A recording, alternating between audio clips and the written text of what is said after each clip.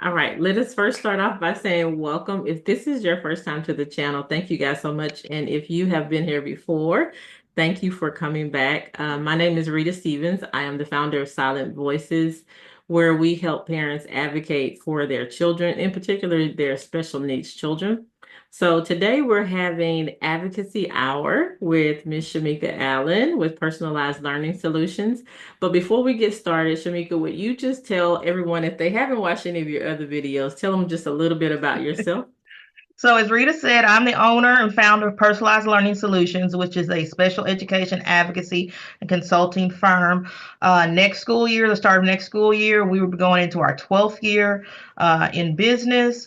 That is after being in public schools for over 15 years. I think the mark is 17 years. Special education administrator and teacher.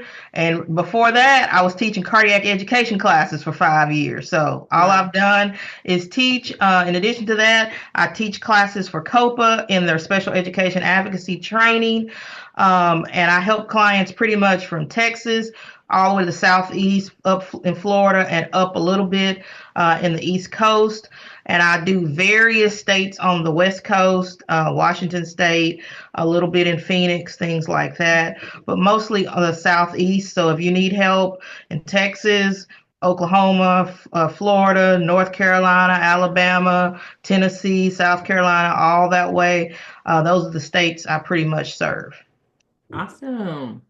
So we have some really good information for you guys today. We want to talk about a couple of things. I think we can lead into we're closing the school year out. And so parents, you have kids that are in the school districts, what should you be focusing on as you get ready to close the school year out? So, what the parents should be focusing on is making sure they are getting documentation of their students' progress. Whether your child, has an IEP or a 504 plan, if they are receiving any kind of interventions, accommodations, you want to be getting information on how has that plan worked. So if your child has an IEP, you're supposed to get progress reports every grading period. So in most states, a grading period is every 6 weeks or 9 weeks. So if you're on a 6 week grading period, you should at least be receiving or over the IEP year. So let me say that. It might not be the school year because sometimes IEPs cover more than one school year. So if you're at a 6 weeks grading period, you should have six progress reports over that IEP year. If Mm. you are a 9 week grading period, you should have four progress reports. So you want to make sure that you have gotten all your past progress reports for the school year, and then make sure that you get the last week of school, that progress report for the last grading period. And then you want to be organizing those documents. So you might ask, well, how do I organize those documents? So one way to organize documents is you can get that old three ring binder with the tabs and dividers and Mhm. make your sections. Or if you're technology based, you can do the same thing online. You can use Dropbox, has a lot of free storage. You can use Google Drive, or you can use, there's another one called Box.com. A lot of people don't know about Box.com, but it's just like Dropbox.com. So if you're going to do it virtually, you would just make a folder with your child's name, and then underneath the main folder, you would make individual folders just like you would do with a regular three ring binder. So you want to make sure that you have a copy of your child's IEP and 504 plan, any evaluation completed by the school district this year or in the past 3 years, any evaluations you have from outside evaluations you may have. If your child has an IEP, you want to make sure you have a copy of all progress reports you were supposed to receive this school year, and a copy of report cards. Report cards tell you how your child is progressing in the general education curriculum. Progress reports tell you how your child, IEP progress reports tell you how your child is progressing on their IEP goals. If you have any student work samples, if you're keeping up with accommodations, if there's like accommodations tracker you have gotten from the school, if you're going to track goals yourself, you'll have a section on that maybe. You may want a section on a parent contact log, where you maybe print out important emails. Everybody thinks emails going to stay around. Sometimes you lose emails, email accounts get locked out of. So you want to make sure you print in those important emails. Maybe any notes you've taken during any of your IEP or 504 meetings. A section on medical records. A lot of times when you go into your IEP and 504 meetings, they ask you about child's medications or medical history. So you want to have that. And then you also want to have a copy of your procedural safeguards from your state. So you can do that in a 3-ring binder with dividers, or you can do it online with a virtual cloud storage and make one big folder. You might call it your child's educational records and divide it up in a tab. So what you should be doing now, if you don't have a lot of these documents, especially the IEP, the 504, the progress reports, copy of their report cards, work samples, things like that. You need to be reaching out to your child's teacher or case manager and getting a copy of all those documents so you can make this binder or this virtual binder over the summer. And also, too, a lot of school districts, I don't know how, if you've actually seen this, but you have the ability to get online and to pull Yes. some of that information down. That's the parent portal. So Yes. the districts use IEP management systems, especially for students with IEPs. I don't know if they do it as much for students with 504 plans, but students who have IEPs, they use IEP management systems. And there's a district portal they go into. There's a parent portal where you can go and you can print those documents off. I know it's online for you, but districts change IEP management companies. It's a bid system. Mhm. So I'm not saying documents get lost, but if they change to a new provider, all records are supposed to transfer over, but you never know what will get lost. So even if you have access to a parent portal, go in and download those documents, save them to your computer, print them off, make your binder. If you're going to make a physical binder, make your virtual binder. You just have it as a backup because you never know. Technology fails us when we at least expect it. Yeah, and I'm glad you actually said that because I was about to ask, like, what is the importance of parents actually getting that information as we close out the school year? So one of the things you mentioned is technology changes, sometimes it fails. Do you Mhm. feel like parents could also use that over the summer months to kind of see areas where their child needs growth or they need assistance or where they can help them? Can they use that for the future school You are year? going right into it. Monday, I am doing a lunchtime talk for Consolidated Planning Group. They are a financial planning group in the Sugar Land, Texas area, but they work all over the United States with parents doing special needs trust and financial planning, and they do webinars. So the webinar I do for them every year around this time of year is called Summer IEP Tips, and I'm talking about summer slide and what it means. What does the summer slide mean for students?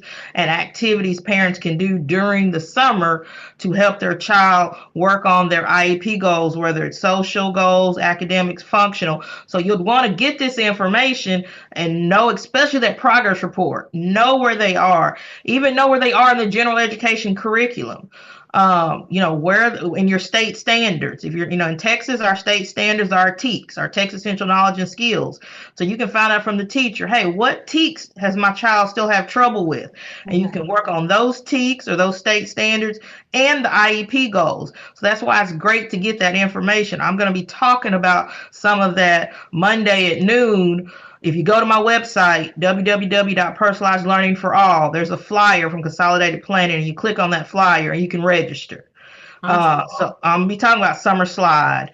So that's one reason you want to get that information. What do I want to work on in the summer? You want to maximize your time because you don't want your child to be working on stuff all summer. You do want to give them a break. But when Yeah. you are working on stuff, you want to make sure it's targeted, the things they need to be working on, really working on their deficits and utilizing their strengths.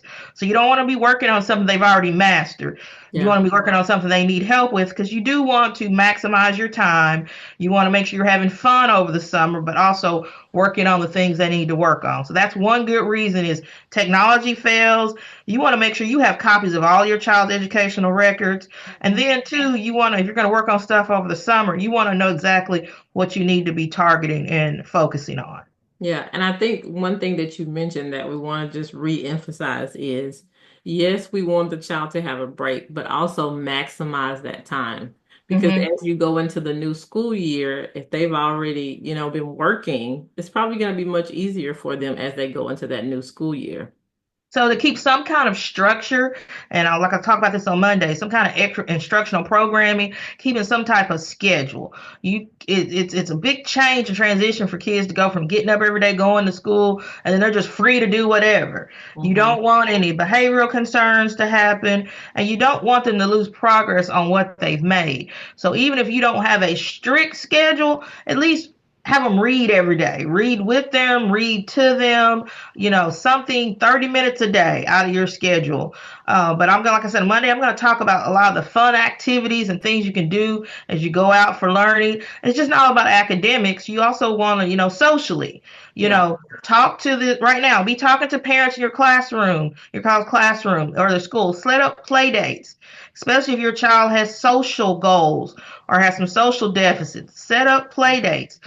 Get to know some of the parents so your child can have interact over the summer and interact with people that they're familiar with. We want them to work on their social skills and work with people they're familiar with, so then when they get comfortable, they can generalize those skills to working with people and, use those social skills with people they're not familiar with. So that's another thing you could be doing right now is getting contact information for parents and kids in your child's classroom or school so you can set up social activities for the summer. Yeah, that would be amazing. Actually, we're thinking about trying to schedule some stuff, so maybe some stuff will come out. But so if you have a kid that is transitioning to a different school, is there anything that you recommend that they do? So if they're going transition from elementary to middle to high, or if your child's gonna gotta go to a new elementary school or a new middle school, especially if your child's an IEP, we can set up what we call a review meeting slash transition meeting where you have staff from both campuses come. It's very important to do this if your child's going from elementary to middle and middle to high school. You'd want to have that. It's not an annual IEP meeting unless you agree to make it an annual. You get an annual ARD or IEP meeting, Texas. If there's people who are not from Texas watching, that's what we call IEP meetings, Texas ARD meetings. You get one a year, but anything after that is a review meeting unless you agree to move up the student's annual date. But at this review meeting, you'd want to invite, especially middle school to high school to middle, you want to invite people from both teams and talk about the way services are being done at that one campus. How would it translate at their school? You may need to make changes to the IEP. So that's another thing you should be doing right now is in addition to having that meeting, if you're going to talk about extended school year services, because Hmm. that's something that can be done in the summer is Yeah. extended school year services. You also need to be talking about that transition meeting if your child is at one of those transition stages from one level of school to another. Can you talk to us a little bit about extended school year services and what does that really mean? Okay, so extended school year service is extending the school year for a student who has an IEP. It is not summer school. That's the general ed side. It is not general ed summer school. It's an extension of their instructional programming. It is not compensatory services. It is the extension of their instructional programming, what they're currently doing now in school. So right now, usually starting in April and May, districts start talking about does a student meet eligibility or need ESY. There's a lot of different criteria you can look at for ESY. Most districts look at the basic one, which has the student regression recoupment. What that means is over breaks like spring break, summer break, Christmas break, has the student regressed in skills? And if they did, were they able to recoup those skills? That's Mhm. what districts try to look at the most. That's not the only criteria. The next big criteria, I just got off the phone with a parent in Washington State this morning who's having this trouble getting her child ESY. So the other criteria you need to look at is are they at the point of an emerging or breakthrough skill? They're making some progress at their point of an emerging or breakthrough skill, and if their instructional programming stops, they will lose that progress. So it's just not about have they regressed and recouped over the breaks throughout the school year, but are at their point that they are making such progress that you consider that a critical emerging a breakthrough skill. If they stop their instructional programming, they would lose. That's another criteria. Are there behavior concerns where the student needs to keep their instructional programming and the structure of in the classroom so they don't have behaviors? Did they Mhm. make little progress on their IEP goals? You look at all of those, there's more criteria than just regression recoupment. That's what schools throw out. Oh, they regressed There's a little bit, but regression. they were able to recoup the skills. Or no, we need to look into, and all ESY determinations need to be individual. A district can't say, okay, all the students with autism, they don't need ESY this summer. They cannot do that. You have to look at the nature and severity and each individual student and their individual need. So the one I'm using a lot that I'm trying to train parents to use is the emerging, critical emerging and breakthrough skill. So students making progress, and if they stop the instructional programming, they will lose the progress that they have. Another one that I really utilize is behavior. Is the student in an environment where they are structured, and if they do not have continue this structured environment, it will cause behavioral problems and could cause behavioral problems when you go back to school in the fall. Yeah. So for one of those, let's say it's an emerging critical skill. As a parent, sometimes you're like, I don't know. So how would the parent have that conversation with the teacher to say, is my child are Well, they it emerging needs in a to be. skill, or how would It they needs go about having that conversation? Well, that's the problem. The potential client I had in Washington State, the teacher was telling her he didn't need ESY. That is not a single teacher decision. That is an IEP committee decision. So this discussion needs to happen in the IEP meeting. It does not need to happen with an individual teacher who thinks that they can make that determination. So that's the reason you want those progress reports. You need that data to see how is my child progressed? Where were they at the first progress report of the school year? And where they're at now, and what kind of progress have they made, and do I want to stop them from being able to make additional progress if they stop receiving what we call the specially designed instruction. That's what an IEP is. It's specially designed instruction and instructional programming. So that's the reason why that documentation of progress. And if you have any questions about what the progress report says, that's when you need to be asking in the IEP meeting. And Yes. so that's how you approach that. You have that conversation in the IEP meeting. And if a teacher or a district feels a child does not need ESY, you need to ask them, what is the data? What are you basing that on? Because we need to be looking at the same data. So if Yes. you're basing that on data, what is that data that you're utilizing? Let me see it. Let me review it too. And they could even ask maybe what skills is the child emerging into. Maybe they haven't Yes. mastered that skill yet, but it would be listed as maybe an emerging skill, or Well, it might not how even. would it be listed? That's a good point. It may not be a skill in the IEP goals. There's something else the student has just started doing that's not Mm, an IEP goal, but it's an emerging skill. Um, you want to ask that. A lot of the things that are worked on in ESY do have to be goals in the IEP. okay. So a lot of times when a student is assigned to ESY, they will say, okay, we're going to work on goals because you don't work on all the goals in ESY. So you look at, again, critical, and you look at what goals the student needs that they don't need to leave progress on. So there are usually goals tied to ESY that are already in the IEP. Okay. But I, it's good to ask that there's more data. Is my child, do they have an emerging skill that's not in the IEP? Or they started making progress on something that we did not have as an IEP goal? Because remember, you got to balance the goals you have in an IEP. So you might not have a goal on every deficit. Remember, IEP goals are written for a child to master in an IEP year. That's not a school year. That's an IEP year. So that's mhm. every 364 days. Somebody might say, "Hey, she don't know how many days are in the year." There's 365. No, IEPs go every 364. So if your child's IEP meeting or your IEP is dated May 15th, Mhm. 2025, you have to have another annual meeting by May 14th, 2025, or that district's out of compliance. So an IEP year is 364 days, and it may not be a school year. Sometimes a student's IEP covers 2 school years. So Okay. it's 364 calendar year, not a school year. Okay. I think that's really helpful because, sometimes in this space, you may not have the right words, so you don't know how to ask those Mhm. questions. So, like what you were saying, are there skills that are emerging that's maybe not a goal? And then Yes, there may be skills that are emerging that are within that goal. And I think it's yes, really important what you said too. as parents, if their child is going to ESY, they're not going to work on every goal. So Yeah, don't no, necessarily have that expectation, no. but they're going to It's work on not. specific things. And So then most that's really districts important. will assign and say, okay, let's look at the IEP. What goals the child needs to work on in ESY? Yeah, I think that's really Yeah, important. yeah. So outside of the data that that parents are going to be pulling down, maybe having that transition meeting if the kids are Mhm. going from one school to another school, grade levels, are there any other suggestions that you have for parents that they should just be thinking about at the end of the year as we get ready to close out? Planning your summer activities.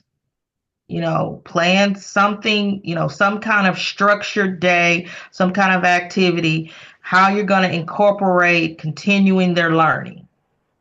So it doesn't have to be all day, 6 hours. Like I said, reading 30 minutes a day, have them read 30 minutes a day, read with them, take a weekly trip to the library, anything like that. If your child is just learning to read and there are books on tape and things, audio books, but having your child do some type of learning, whether it's, task oriented, whether it's working on social skills, academic skills, but some type of learning that will aid them in their educational growth. Yeah, and I think that's really important what you just said too. Because oftentimes in the educational space, we always think of the academic goals, Mm-hmm. right? But there's so many other things that your child can be working on. The social, emotional skills are very big Mm-hmm. in the school districts and even outside the school districts too. So you could be thinking about those things as well. If your child is at the age of transition when in the IEP, which is 16 federal, 13 here in Texas, some other states like New Jersey, and they're doing community-based learning, maybe you're going out in a community, maybe you're working on work-related skills, making eye contact. I was just at an autism awareness event this past Sunday here in Pearland. Had great time, met a lot of people, and there was a guy with autism who was going around looking for a job, talking to vendors, and he was making sure. And after he gave his speech about himself, he'd asked, "Did I make good eye contact? Did I shake your hand firmly?" Oh, And he wow. currently works for Gallery Furniture here in Houston, but he said he's about to lose his job. So he thought it was a good opportunity to come out because there were vendors who Wow. service individuals with disabilities and kids. And he thought, this is the perfect place for me to go out. And he was practicing his social skills, and he was looking for a job. And I just thought, That's amazing. that was just, awesome. And Yeah. and he, and he's a newly diagnosed with autism. He's an adult. He's probably in his 40s, and he just diagnosed, he said, maybe 10 years ago. But Wow. he's been doing a lot of training for himself. And, and he literally asked me, he said, "Did I make good eye contact? Did I shake your hand with a firm handshake?" And I just thought, if other parents could see this is what your Yeah. child with And do. autism could do, and Yeah. his parents probably didn't even really know he had autism, being that Yeah. he's an adult that just found out 10 years ago. So, Yeah. those kind of things we worked on, community-based activities, task activities in your home. If your child is working on adaptive skills and functional skills, making a meal at home. The whole point of IDEA is to prepare students for life after high school so they can be contributing citizens. So IEPs and their education is more than just academics. It's working on social skills, functional skills, work related skills. So any of that can be worked on in the summer, but you've got to know what your child needs to work on. That's the reason you have to be talking to their case manager, their IEP team, their teachers, and getting that information. And also giving yourself enough time as well to find Mhm. the right place for your child. Yes. So if there are camps and, different things like that, you want to make sure you have enough time to kind of vet Yes. it and make sure that it's a good fit for your And child and it's also a good fit for them. so that's a good thing to jump on camps. There are camps specifically for students with disabilities, but there are, you remember, you think of this way, your child is a general ed student who receives special ed services. So they can go to any camp, but you want to make sure the camp is the right fit, and you talk to the camp directors about, maybe accommodations for your child if you're going to a camp that is specifically not for students with disabilities. But that's another way to spend the summer is camps. You want your child to do some fun things too. That's why I say know the skills your child needs to work on. So when you are working on things, you're targeting their deficits and what they need to work on because you want them to have fun too. And one way to have fun over the summer is, of course, any kind of vacation, social activities that we talked about, camps. Yeah. So, but yeah, you got ESY. So things you should be doing now. Getting your paperwork organized. If your child's going to go to ESY, having those discussions with your IEP team, not just with the teacher in an IEP meeting, so everything is documented. Speaking with parents at your child's school for setting up play dates and things like that. Planning your summer schedule. What is going to be your schedule? Have some kind of structure. The kids have to be up every morning by 8 o'clock or maybe 9 o'clock. Yes, give them a little break, but they're not just laying around in their pajamas all day, day Yeah. long. You were looking at what's available in your community for them to do. Summer camps, what's at the recreation centers. Yeah. If you have a child with a disability, you want them to go to the recreation center, go in and talk to the director of the recreation center. What special accommodations your child may need that they're going to go and attend classes or come up there just to hang out. See what's in your community. This is the time to be doing that right now. And one of the ways too that you can go out and find out what's out there for you is the recreation centers that she mentioned, but also the school district may have references Mm-hmm. as well of Mm-hmm. different things that are going on in the community or through the school, etc. And then you could reach out to local nonprofits as well. They may have events that are going on that you can kind of tap into for your child as well. So it's a number of places where you can find things Things. for your kids to do Um, this summer. Another good, if you're on social media, there's all kinds of Facebook groups and, groups just for students with autism, parent groups, groups linked parent groups from your school district. Mhm. That's a good way. I say it all the time, and Rita knows. I say special ed parents travel in packs. And I have a new client, and her son is newly diagnosed with autism, and she's still looking. I said, she said, well, I'm not on social media. I said, you're gonna have to maybe get back on social media and get in some of those Yeah. parent groups here in the area because special ed parents travel in packs, and you just ain't found your pack yet. But But you will find it. yes, travel in packs. There's several packs for them to So, I do. mean, you find your pack through Special Olympics and support groups and things Mhm. like that. But that's one way to find out good events for the summer is things that parents have had their children go to previously. So you're gonna have to find your pack because they can give you a lot of good information. Yeah, And one way to absolutely. do that is through social media and the Facebook groups. So even if you're not a big social media person, just get Yeah, in there just for the groups. yeah, And yeah. then you don't Join have the to be groups in and everything else, but at least you can get in for the groups and and, meet new people and learn new things. So I think and that's it really, is. really good. Um,